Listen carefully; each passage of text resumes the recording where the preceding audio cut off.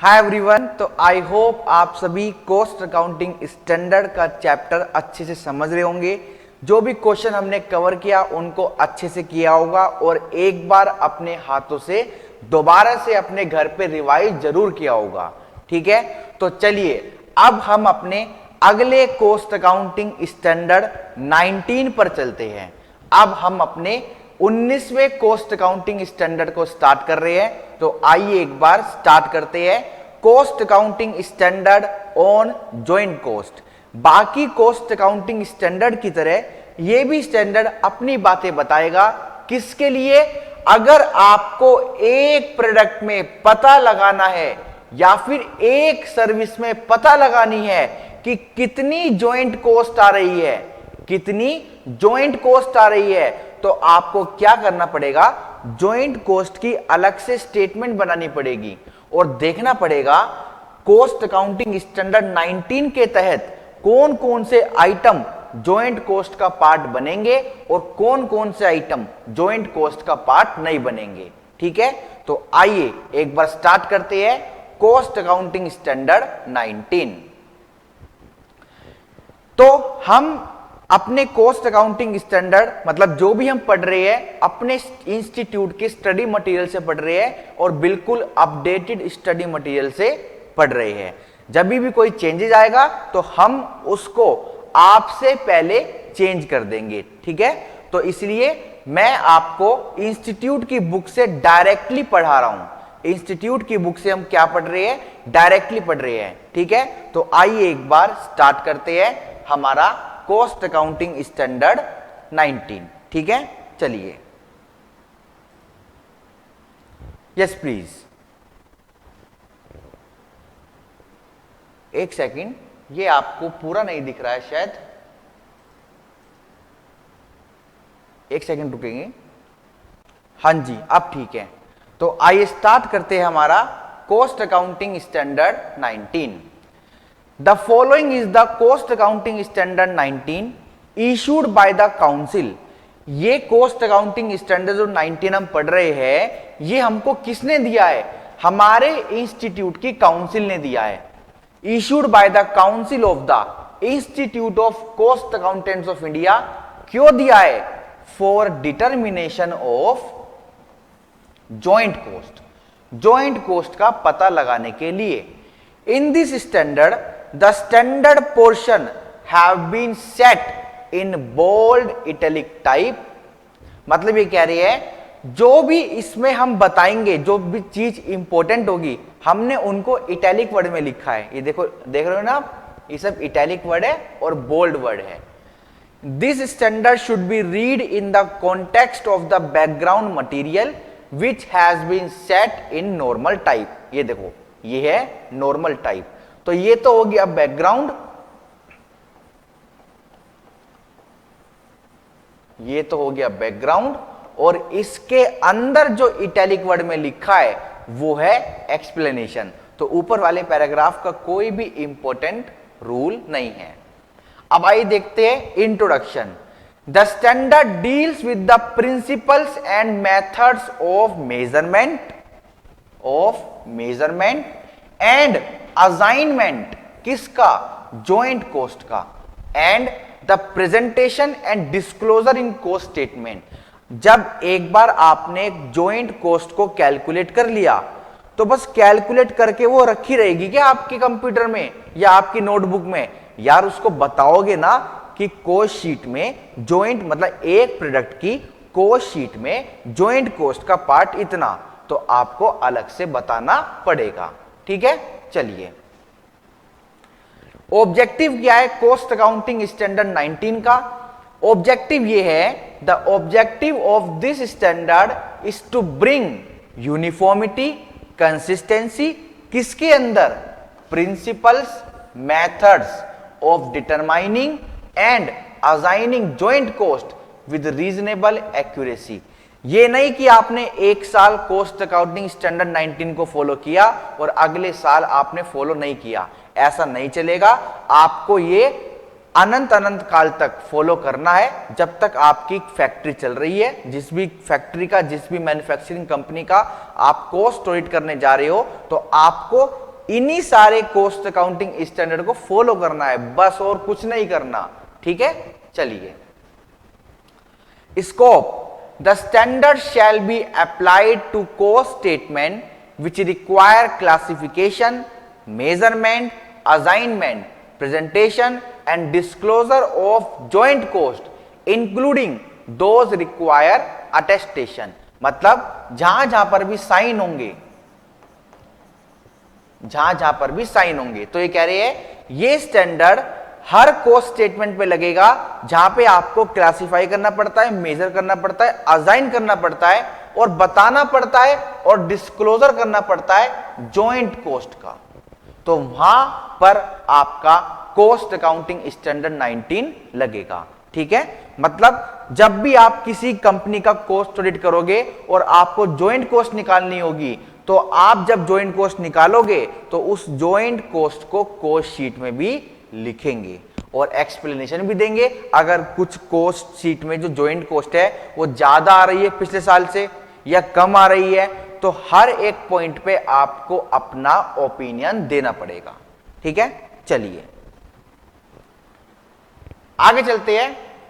अब देखते हैं कि इस स्टैंडर्ड में कौन कौन सी डेफिनेशन हमारी इंपॉर्टेंट है। डेफिनेशंस, पहला आपका है बाय प्रोडक्ट। ये बाय प्रोडक्ट क्या होता है? जो अपने आप बन जाता है। आपने इंटरमीडिएट में भी पढ़ा होगा जॉइंट प्रोडक्ट और बाय प्रोडक्ट। तो जो प्रोडक्ट अपने आप बन जाता है उसमें खर्चा तो आता है ना, तो हम क्या करते थे इंटरमीडिएट में? जॉइंट कॉस्ट को अपोर्शन करते थे सेल के बेसिस पे, यूनिट के बेसिस पे, एनआरवी के बेसिस पे। तो इसीलिए जॉइंट कॉस्ट में भी पढ़ना जरूरी है ना। एक बार आपकी यादें ताजा होना जरूरी है ना कि ये आपका बाय प्रोडक्ट क्या होता है। आइए पढ़ते हैं। By product, product with relatively low value produced incidentally in the manufacturing of the product और सर्विस। ऑलराइट, चलिए अब ये कॉस्ट ऑब्जेक्ट क्या होता है? वैसे तो हर कॉस्ट अकाउंटिंग स्टैंडर्ड में बात होती है, यहां भी बता देता हूं। जिस आधार पे, मतलब जिसको आप जिम्मेदार ठहरा रहे हो। अब जैसे मैं यहां पर लेक्चर रिकॉर्ड कर रहा हूं, तो ये जो स्मार्ट बोर्ड है इस पे जो इलेक्ट्रिसिटी कंज्यूम हो रही है ये मेरे ऊपर चार्ज होनी चाहिए।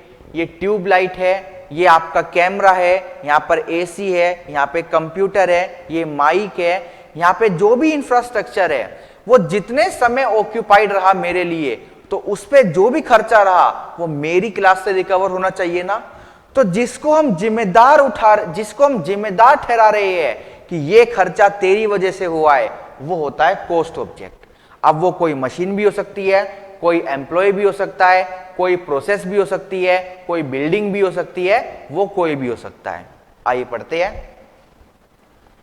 N activity, contract, cost centre, customer, process, product, project, service or any other object for which cost are ascertained, जिसके लिए हम कॉस्ट को पता लगा रहे हैं। इंप्यूटेड कॉस्ट क्या होती है? जो खर्चा हुआ ही नहीं।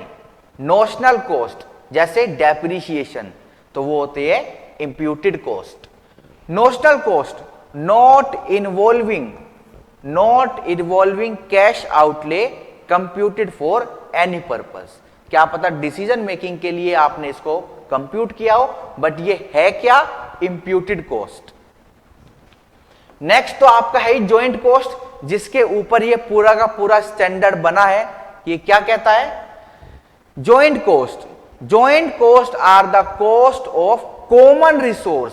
जैसे जंगल से लकड़ी आई, लकड़ी जब प्रोडक्शन में गई तो लकड़ी के साथ साथ एक फर्नीचर बना, और फर्नीचर के साथ साथ कोई बाय प्रोडक्ट, फॉर एग्जांपल एक बेड बन गया, ऑटोमेटिकली एक बेड बन गया, ठीक है, बाय प्रोडक्ट। तो लकड़ी तो फर्नीचर पे भी लगी और उस क्रिकेट बैट पर भी लगी।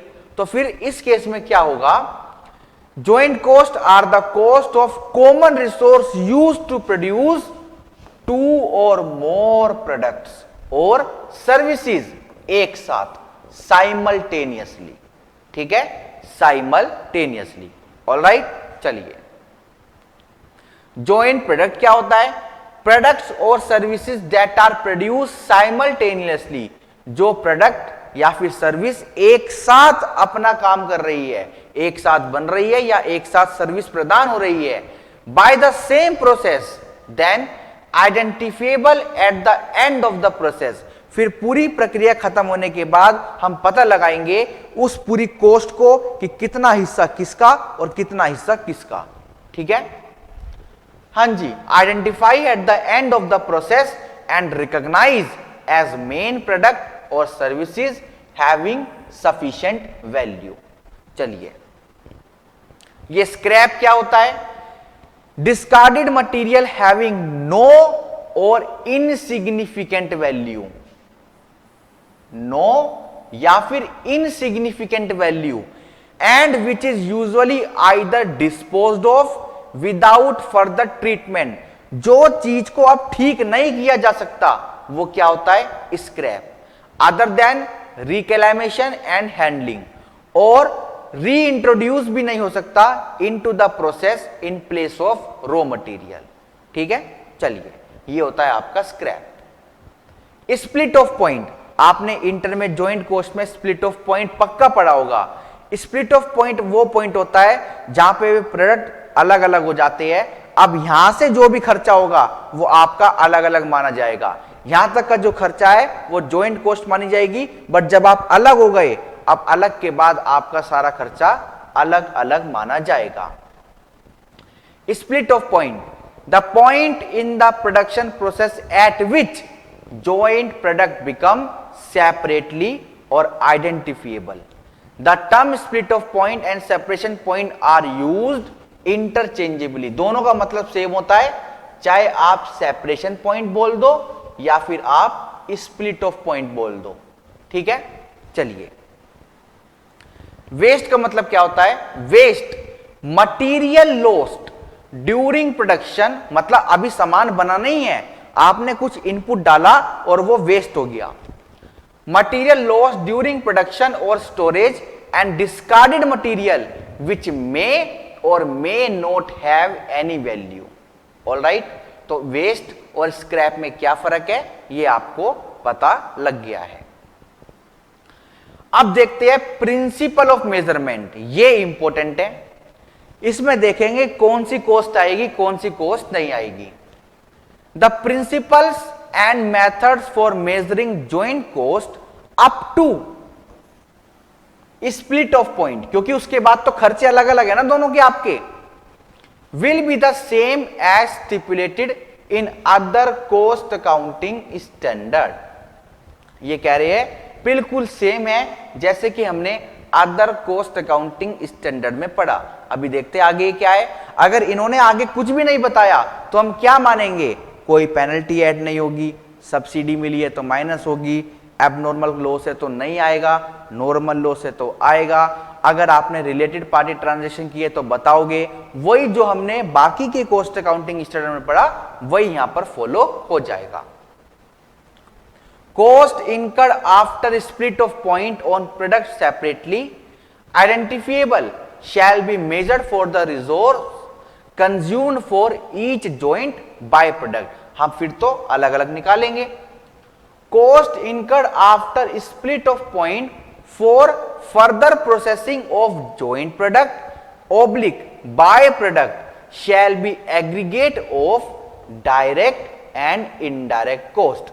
जब ये अलग अलग हो गए उसके बाद भी अगर कोई फर्दर प्रोसेस होनी है तो अलग अलग कॉस्ट निकलेगी, और अलग अलग जो कॉस्ट निकलेगी उसमें डायरेक्ट कॉस्ट भी आएगी और उसमें इनडायरेक्ट कॉस्ट भी आएगी। जैसे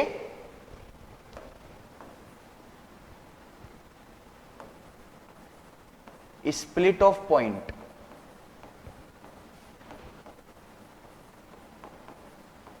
ये आपका स्प्लिट ऑफ पॉइंट आ गया, ये आपका मेन प्रोडक्ट था या फिर जॉइंट प्रोडक्ट इसको बोल देते हैं।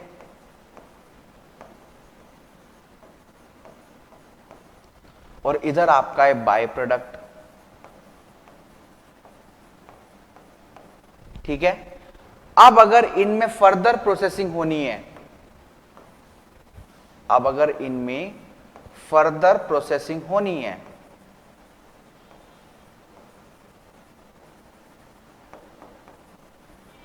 ठीक है, तो क्या होगा, दोनों ही केस में डायरेक्ट एंड इनडायरेक्ट कॉस्ट आपको लेनी है उस प्रोसेसिंग में जो भी इनकर हुई है।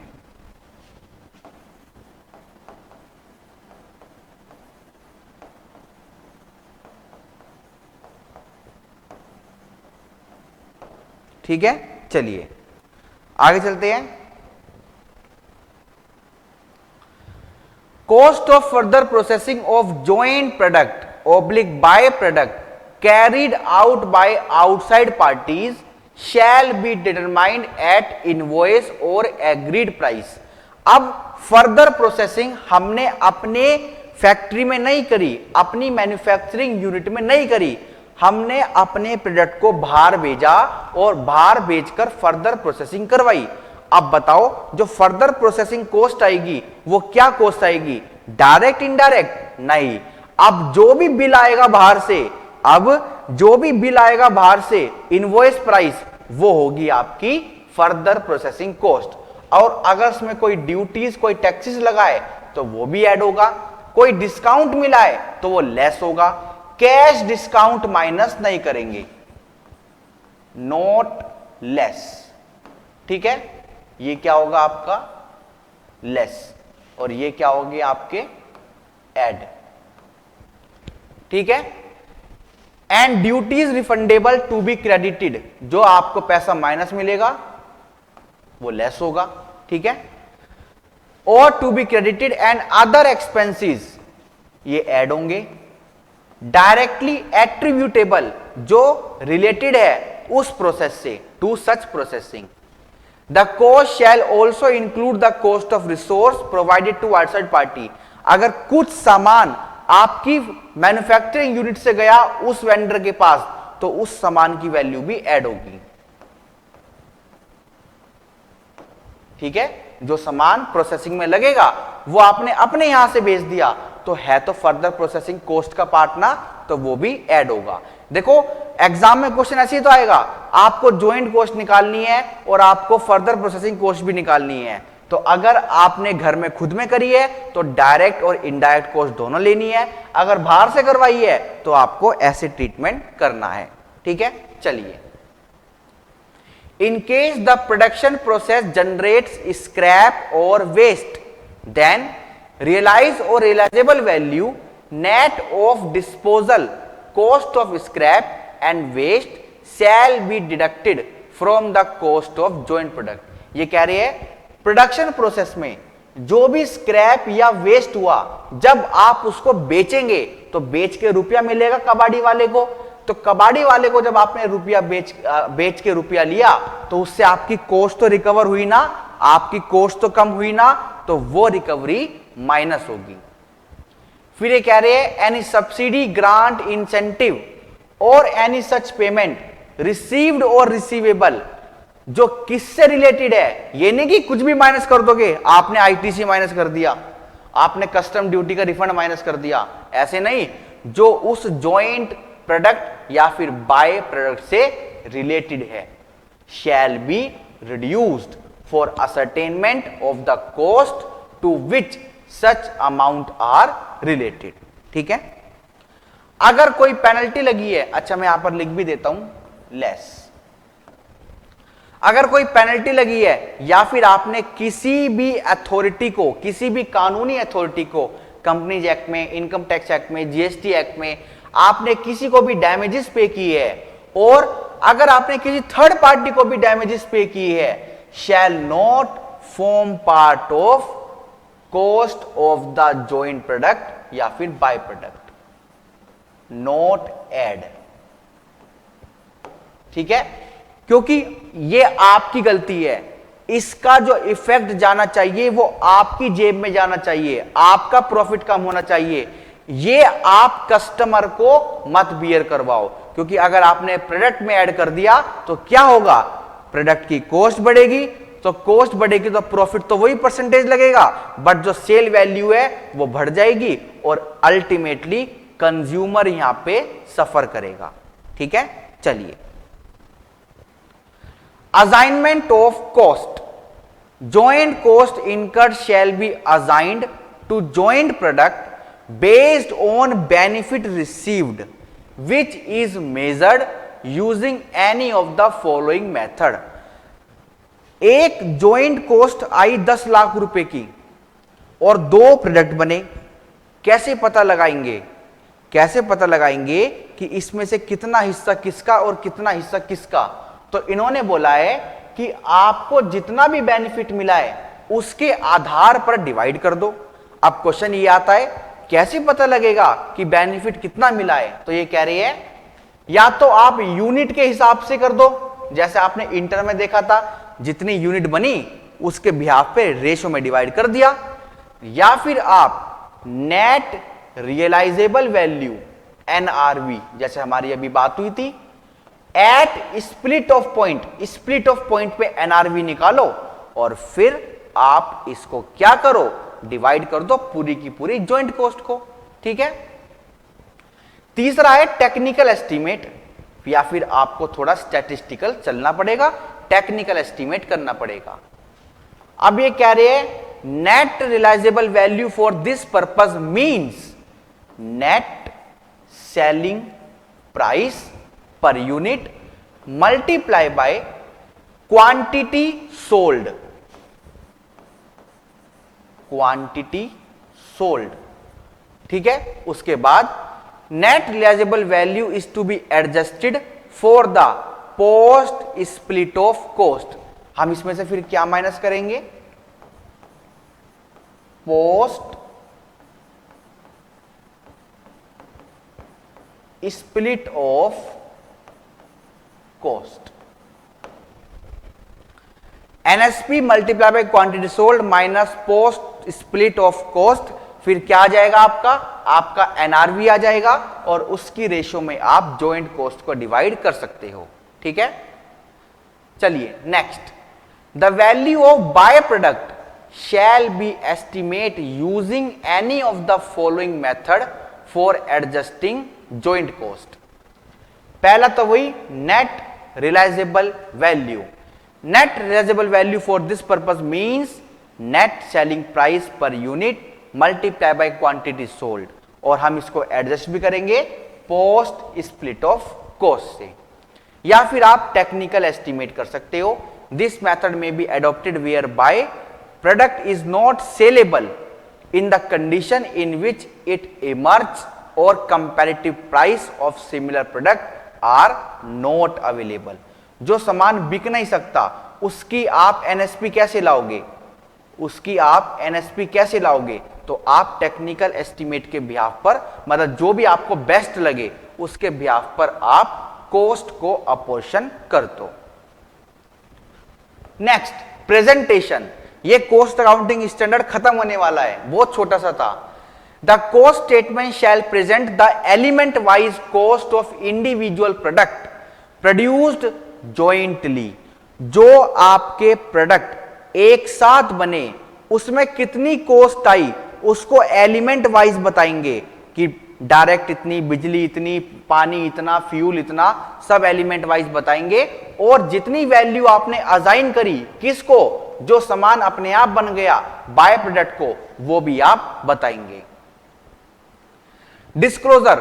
आप जब अपना कॉस्ट ऑडिट करके अपने ऑफिस आ रहे होंगे तो जाते जाते आपको क्या बताना पड़ेगा? आपको बताना पड़ेगा the cost statement shall disclose the basis. आपको बताना पड़ेगा कि किस आधार पे आपने जॉइंट कॉस्ट को बांटा, किसको? इंडिविजुअल प्रोडक्ट को या फिर बाय प्रोडक्ट को। आपको बताना पड़ेगा the cost statement shall also disclose क्या? The disclosure should be made only where material significant and quantifiable. यहां पे शायद कुछ मिसिंग है, यहां पे शायद कुछ मिसिंग है। वैसे जो भी डिस्क्लोजर है वो जैसे हमारे कॉस्ट अकाउंटिंग स्टैंडर्ड पहले है उनमें ये बिल्कुल सेम है। ये कह रहे डिस्क्लोजर आपको तभी करना है जहां पर जरूरी हो, इंपॉर्टेंट लगे और क्वांटिफिएबल हो। Disclosure shall be made in the body of cost statement या तो आप कोस्ट शीट में लिख दो, या फिर कोस्ट शीट के नीचे फुटनोट में लिख दो, या फिर एक सेपरेट शेड्यूल लगा दो। अगर आपने कोई बदलाव करा अपनी कॉस्ट अकाउंटिंग पॉलिसी में और जिस बदलाव से बहुत इंपॉर्टेंट इफेक्ट पड़ा, which has a material effect, तो आपको उस बारे में भी बताना पड़ेगा। Any change in the cost accounting principle and methods applied for the measurement and assignment of the joint cost and the value assigned to by product during the period covered by the cost statement which has a material effect on the joint oblique byproduct shall be disclosed where the effect of such change is not ascertainable। अगर आप effect को पता नहीं लगा पा रहे तो आप हमें कारण बता दो कि आपने जो ये चेंजेस किया है अपनी पॉलिसी में, इसका कारण क्या था। is not ascertainable wholly or partly then the fact shall be indicated। ठीक है, ये कॉस्ट अकाउंटिंग स्टैंडर्ड 19 आपका कब से लागू हो गया था? 1 अप्रैल 2014 से लागू हो गया था। The cost accounting standard, this cost accounting standard shall be effective from the period commencing on or after 1st April 2014 for being applied for the preparation and certification of journal purpose of cost accounting statement। ठीक है जी, तो इसी के साथ हमारा cost accounting standard 19 हुआ है खत्म। आई होप आपको अच्छा लगा होगा, आपको समझ आया होगा, लॉजिक पता लगा होगा कि हम क्यों कॉस्ट अकाउंटिंग स्टैंडर्ड को पढ़ते हैं और क्यों फॉलो करते हैं। जैसे आप किसी की इनकम टैक्स की रिटर्न फाइल करोगे तो आप पीजीबीपी की बात मानोगे ना, आप सैलरी की बात मानोगे, आप set of and carry forward के प्रोविजन को मानोगे। किसी का जीएसटी अप्लाई कर रहे हो, किसी की जीएसटी भर रहे हो, तो जीएसटी के जो रूल्स कहते हैं आईटीसी कैसे सेट ऑफ होगा उसको फॉलो करोगे। तो ऐसे यहां पर भी फॉलो करना है। अगर आप किसी कंपनी का कॉस्ट ऑडिट कर रहे हो और वहां पे जॉइंट कॉस्ट अगर आपको निकालनी है तो कैश 19 का पालन आपको करना है। ठीक है, समझ आया? चलिए अब हम चलते हैं हमारे अगले कॉस्ट अकाउंटिंग स्टैंडर्ड पे। चले आइए, हाँ जी, तो आइए चलते हैं हमारे कॉस्ट अकाउंटिंग स्टैंडर्ड 20 पे, कैश 20। अच्छा, आपको एक बात मैं और बताना चाहता हूं कि आपको ये 24 कॉस्ट अकाउंटिंग स्टैंडर्ड के नाम याद होने चाहिए। कॉस्ट अकाउंटिंग स्टैंडर्ड के साथ एमसीक्यू में 2-2 नंबर के हमारे 2 एमसीक्यू पक्का आते हैं। एक तो आता ही आता है और कभी कभार 2 भी आ जाते हैं। सिर्फ पूछता है बताइए cost accounting standard 20 deals with, और हमें पता नहीं होता। जब हमारा कोई पीएसयू का एग्जाम होता है, कोई गवर्नमेंट जॉब का एग्जाम होता है, तब भी ये हमारे पूछे जाते हैं, अकाउंटिंग स्टैंडर्ड भी और कॉस्ट अकाउंटिंग स्टैंडर्ड भी। तो अभी से आदत बना लो, अपनी शॉर्ट कीज बना लो, जो भी आपको बनानी है, जैसे भी आपको अच्छा लगे। ये 24 के 24 कॉस्ट अकाउंटिंग स्टैंडर्ड आपकी टिप्स पर होने चाहिए। और इसी के साथ साथ हमारे 4 कॉस्ट ऑडिटिंग स्टैंडर्ड है, सिर्फ 4 है, 101, 102, 103, 104, तो वो भी आपके टिप्स पर होने चाहिए। ठीक है, ये आपको मैं एक फ्री एडवाइस दे रहा हूं, तो इसको ले लो। आइए, cost accounting standard 20, cost accounting standard on royalty and technical know how fee. अगर आपको पता लगाना है कि किसी प्रोडक्ट में royalty technical know how fee का अमाउंट कितना आना चाहिए, आना भी चाहिए या नहीं भी आना चाहिए, आना चाहिए तो क्या क्या आना चाहिए। जब आप एक स्टेटमेंट बनाओगे अलग से, statement showing royalty and technical know how fee, तो सबसे पहले तो आप टोटल निकालोगे ना कि कितना खर्चा है हमारा रॉयल्टी टेक्निकल नो हाउ फी पर। तो पहले जब वो आप टोटल निकालोगे उसमें क्या क्या आएगा ये तो पता लगाओ। तो आपको कॉस्ट अकाउंटिंग स्टैंडर्ड 20 को फॉलो करना है। Revised 2017, the following is cost accounting standard cash 20 issued by the council of the institute of cost accountants of India for determination of royalty and technical know-how fee. In this standard, the standard portion have been set in bold italic type. This standard should be read in the context of the background material which has been set in normal type. ठीक है, तो आइए छोटे छोटे heading हमें पढ़ने हैं, उनको एक बार पढ़ते हैं। चलिए, पहला introduction. This standard deals with the principles, ये सब में सेम रहता है। आपका इंट्रोडक्शन, आपका ऑब्जेक्टिव, आपका स्कोप सब में सेम रहता है। मतलब सब में सेम मतलब सारे कॉस्ट अकाउंटिंग स्टैंडर्ड में सेम रहता है। And method of determining the amount of royalty and technical know how fee. This standard deals with the principles and methods of classification, measurement and assignment of the amount of royalty and technical know-how fee for determination of the cost of product or service and their presentation disclosure in the cost statement. ये standard हमें बताता है कि वे क्या सिद्धांत है, वे क्या तरीका है जिससे आप क्लासिफाई कर सकते हो, मेजर कर सकते हो, असाइन कर सकते हो, किस अमाउंट को, रॉयल्टी और टेक्निकल फी के अमाउंट को, किस में, जब आपको कॉस्ट पता लगानी है किसी प्रोडक्ट की या फिर किसी सर्विस की। ठीक है, और जब पूरा काम हो जाता है तो हमको प्रेजेंटेशन और डिस्क्लोजर भी देने पड़ते हैं कि हमने क्या क्या किया as a cost auditor. Objective.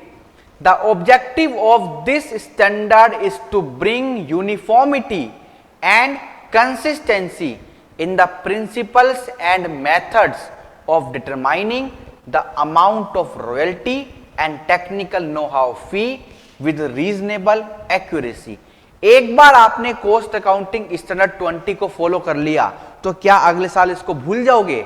नहीं यार, प्रोडक्शन हर साल होगा, हर साल कॉस्ट निकलेगी, हर साल अगर कोई रॉयल्टी है तो आपको कैश 20 तो फॉलो करना ही है। ठीक है, चलिए scope. This standard should be applied, this standard should be applied to cost statements which require classification, measurement, assignment, presentation and disclosure of the amount of royalty and technical know how fee including those require attestation. अब देखते हैं वो क्या important definition है जो हमारी use होएगी cost accounting standard 20 में। पहला तो है आपका कॉस्ट ऑब्जेक्ट, इसके बारे में मैं आपको बता चुका हूं। जो आदमी, जो मशीन, जो कमरा, जो बिल्डिंग जिम्मेदार है खर्चा कराने के लिए, तूने खर्चा कराया ना तो तू है cost object. Any activity, contract, cost center, customer, process, product, project, service or any other object for which cost are ascertained. ठीक है, नेक्स्ट imputed cost, जो खर्चा हुआ ही नहीं, जिसमें कैश का इन्वॉल्वमेंट है ही नहीं, वो होती है आपकी imputed cost. Notional cost not involving cash outlay computed for any other purpose. Interest and finance charges क्या होता है? वही ब्याज या फिर प्रोसेसिंग फीस। ठीक है, interest and financing charges are interest and other cost incurred by an entity in connection with the financing arrangement. पैसे को रेज करने के लिए जो भी आपने खर्चा इनकर किया, जो भी आपने खर्चा इनकर किया, वो क्या है? वो आपका है interest and finance charges. Example देखते हैं, interest and commitment charges on bank borrowing या फिर other short term and long term borrowing. Next finance charges in respect of finance lease and other similar arrangement and exchange difference arising from foreign currency borrowing up to they are regarded as an adjustment to the interest cost. अब अगर interest के portion में जो amount है वो बहुत variation में आ रहा है, तो फिर वो फाइनेंस चार्ज नहीं है, फिर तो हम यही मानेंगे कि हमने प्रिंसिपल ज्यादा ले रखा है। मतलब इंटरेस्ट 5,000 देना था, 5100 हो गया, 5200 हो गया, फॉरेन एक्सचेंज रेट की वजह से तो चलता है, वो जो 200-300 बढ़ा है चलता है। इंटरेस्ट 5,000 था, 10,000 हो गया, यार ये 5,000 जो एक्स्ट्रा इंटरेस्ट हुआ है हम इसको फाइनेंस चार्ज में नहीं डालेंगे, हम फिर इसका प्रिंसिपल में ही ट्रीटमेंट करेंगे। The term interest and finance charge, finance cost, borrowing cost are used interchangeably, इन सब का मतलब सेम है, ठीक है। चलिए, रॉयल्टी का मतलब क्या होता है? Royalty is any consideration, royalty एक कंसीडरेशन है for the use of asset, asset को यूज करने के लिए, चाहे वो एसेट टेंजिबल हो चाहे वो एसेट इंटेंजिबल हो, ठीक है। जैसे ये पेन मैंने आपको दिया या फिर मैंने अपना नाम आपको दिया यूज करने के लिए, तो बोथ आर क्या है, आपके एसेट है, और मेरे को मिलने वाला पैसा मेरी क्या है, रॉयल्टी इनकम है to the owner. Royalty is often expressed as a percentage of the revenue obtained by the use of owner's asset, owner's asset tangible और intangible या फिर दोनों, per unit of production, per unit of production और sales value, ठीक है। तो royalty is often expressed as a percentage of the revenue obtained, ये कह रहे हैं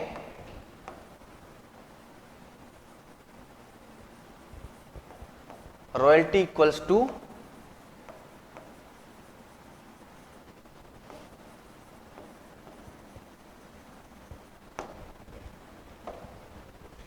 रेवेन्यू ऑब्टेन्ड, और रेवेन्यू आपने कहां से कमाया, एक ओनर की एसेट को यूज करके, पर यूनिट ऑफ प्रोडक्शन और सेल वैल्यू, और इसको डिवाइड कर देंगे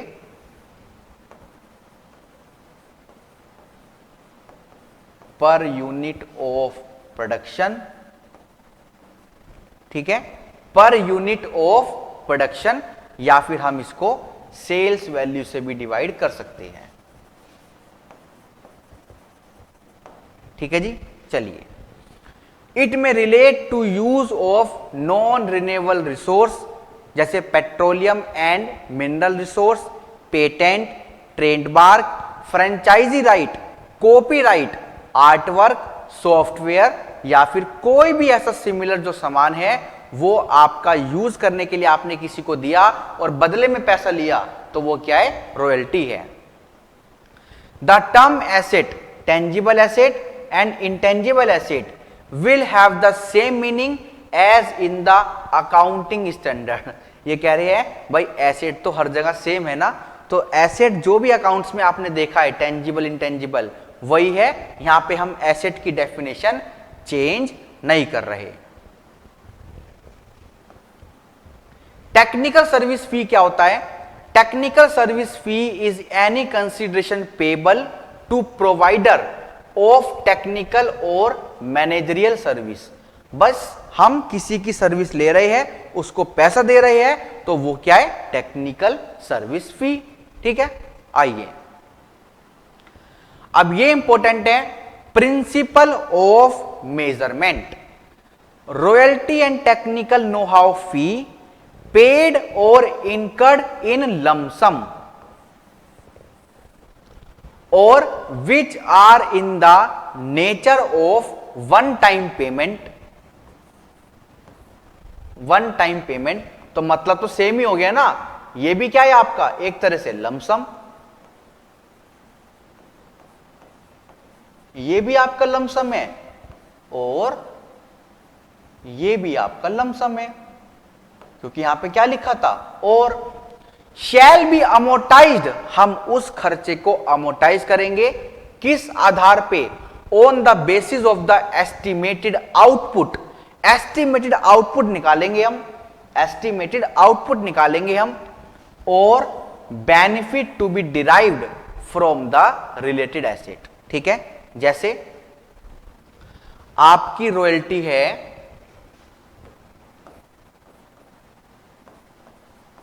15 लाख, तो 15 लाख में हम क्या करेंगे, एस्टिमेशन बनाएंगे कि जो हमारा फर्नीचर है उसकी यूनिट बनेगी 1 लाख, हमारे टैबलेट है उसकी यूनिट बनेगी 2 लाख, हमारे पास और भी कुछ मटेरियल है, जैसे हमारे पास है बॉल्स, उसकी यूनिट बनेगी 5 लाख। तो इस रॉयल्टी से जितनी भी यूनिट बन रही है हम इनके बीच इस कॉस्ट को बांट देंगे, या फिर जितना भी फायदा हमको मिल रहा है जिस प्रोडक्ट से, जैसे इस रॉयल्टी का फायदा सबसे ज्यादा बॉल को मिला है, सबसे ज्यादा बॉल को मिला है, तो हम ज्यादा खर्चा बॉल को असाइन कर देंगे। ठीक है, चलिए example, amortization of the amount of royalty or technical know-how fee paid for which the benefit is ensured in the current or future period shall be determined based on the production oblique service volume estimated for the period over which the asset is expected to benefit the entity। all right, चलिए, amount of royalty and technical fee shall not include, अब मैं ना जरा pen change कर लेता हूं, shall not include मतलब आप ऐड नहीं करेंगे कोई भी फाइनेंस कॉस्ट को और कोई भी इंप्यूटेड कॉस्ट को, इन दोनों को आप ऐड नहीं करेंगे। ठीक है, जैसे अगर हम यहां पे लिखे royalty and technical know how fee. ठीक है, अगर हम यहां पे एक हेडिंग बनाए और हेडिंग के बाद हम यहां पे लिखे इंक्लूड्स और हम यहां पे लिखे एक्सक्लूड्स। ठीक है, तो एक्सक्लूड्स में आपका पहला क्या आया है, एक्सक्लूड्स में आपका आया है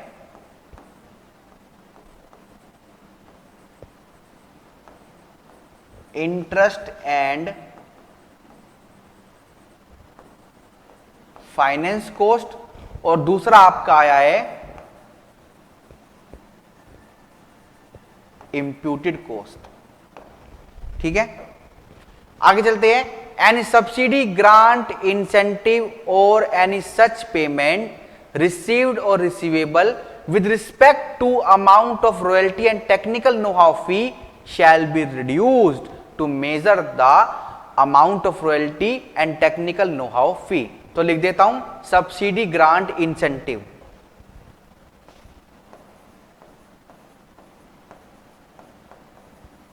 सब्सिडी ग्रांट इंसेंटिव, ये आपका नहीं आएगा। उसके बाद एनी सब्सिडी, ये तो हो गया। Penalty damages paid to statutory authority, या फिर आपने किसी भी थर्ड पार्टी को भी पे किया तो वो भी नहीं आएगा। Shall not form part of the amount of royalty and technical know how fee. तो हम क्या लिखेंगे, पेनल्टी एंड डैमेजेस।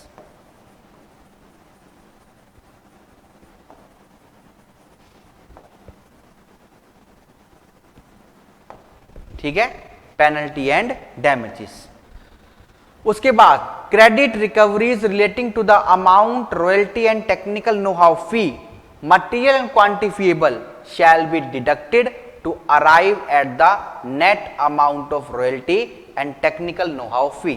तो कोई भी अगर आपको रिकवरी हो गई, चाहे वो कोई भी रिकवरीज हो रॉयल्टी से रिलेटेड, वो भी आप क्या करेंगे, हटाएंगे। ठीक है, उसके बाद अगर आपने कोई भी बदलाव किया अपने कॉस्ट अकाउंटिंग प्रिंसिपल्स में और उस बदलाव का बहुत इंपॉर्टेंट प्रभाव पड़ा तो आपको बताना पड़ेगा। Any change in the cost accounting principal applied for the measurement of the amount of royalty and technical know how fee should be made, ये आप तभी करना only if it is required by law. अगर हमारा institute कह दे कि ये काम आप ऐसे करेंगे आप, तो फिर तो आपको बात माननी पड़ेगी। Or for compliance with the requirement of a cost accounting standard or a change would result in a more appropriate preparation or presentation of cost statement of an organisation. ये बदलाव इसलिए हुआ जिससे और आपका काम ऑथेंटिकेट हो सके, तो आप तभी करना बदलाव, वरना मत करना। अगर आपने बिना बात का बदलाव कर दिया और उसका इंपैक्ट ह्यूज पड़ा, कॉस्ट कम हो गई या कॉस्ट बढ़ गई, तो फिर आपको सफाई देनी पड़ेगी। ठीक है, चलिए अब हम यहां पे लेते हैं, यहां पे एक बार लिख लेते हैं,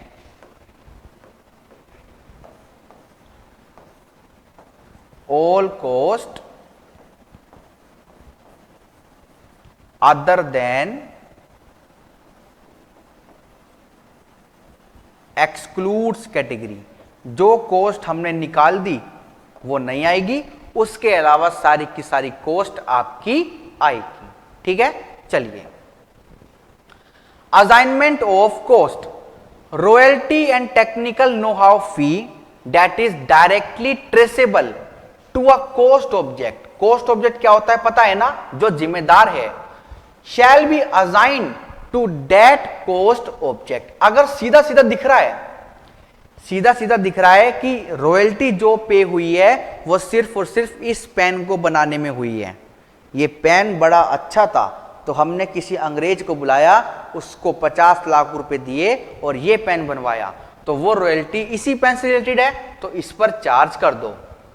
इन case such fees is not directly traceable, in case such fee is not directly traceable to a cost object, अगर नहीं पता लग पा रहा कि ये जो रॉयल्टी पे हुई है इसका जिम्मेदार कौन है, तो फिर क्या होगा, then it shall be assigned on any of the following basis. Unit कितनी बनी उस आधार पर, या फिर कितनी बिकी उस आधार पर, या फिर सेल वैल्यू कितनी है उस आधार पर आप रॉयल्टी या फिर टेक्निकल नो हाउ फीस को आप अपोर्शन कर सकते हो।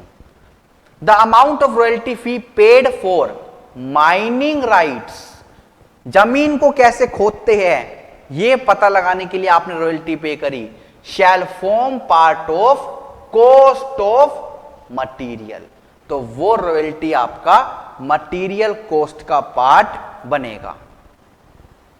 The amount of royalty and technical know-how fee shall be assigned on the nature / purpose of such fee.